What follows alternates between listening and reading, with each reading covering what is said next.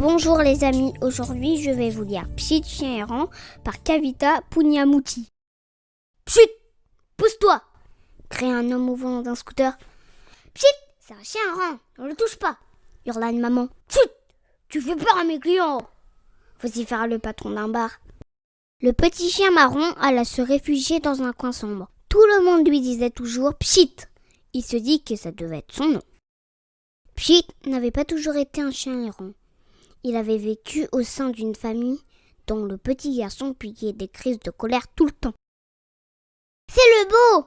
Donne la patte! Va chercher !» Mais Pchit ne savait rien faire de tout ça, et il avait peur. Le petit garçon se lassa vite de Pchit. Il voulut un autre jouet. Un jour, le père du petit garçon laissa Pchit à un arrêt de bus. Pchit attendit très longtemps qu'il vienne le rechercher, mais il ne revint jamais. Pchit apprit à chercher de la nourriture dans les poubelles. La crasse recouvrit bientôt son beau pelage. Au début, il faisait beau et chaud. Puis, il fit froid et humide. Frigorifié et affamé, Pchit dormait sur une montagne de détritus. Un jour, Pchit aperçut Adi dans la rue. Le petit garçon s'approcha de lui et l'observa. Puis, il sortit une boîte à déjeuner de son sac à dos dans laquelle il restait des petits pains. À partir de ce jour-là, Adi vint tous les jours partager son repas avec Pchit. Au début, Pchit avait peur. Il attendait qu'Adi parte pour se jeter sur la nourriture.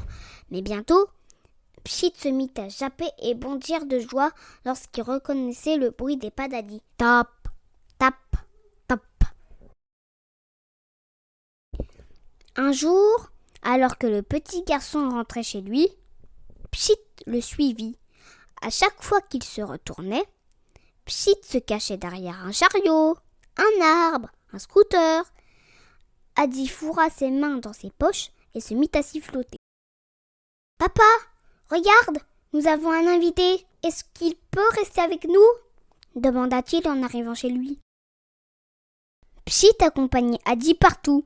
Il attendait assis devant la salle de bain quand Adi prenait sa douche. Et il attendait couché devant la porte de l'école quand Adi était en classe. Pchit avait peur que son ami le quitte et ne revienne jamais. Une année passa. Pchit et Adi étaient devenus les meilleurs amis du monde.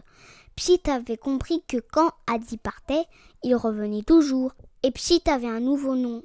« Toffee, rends-moi mon livre !»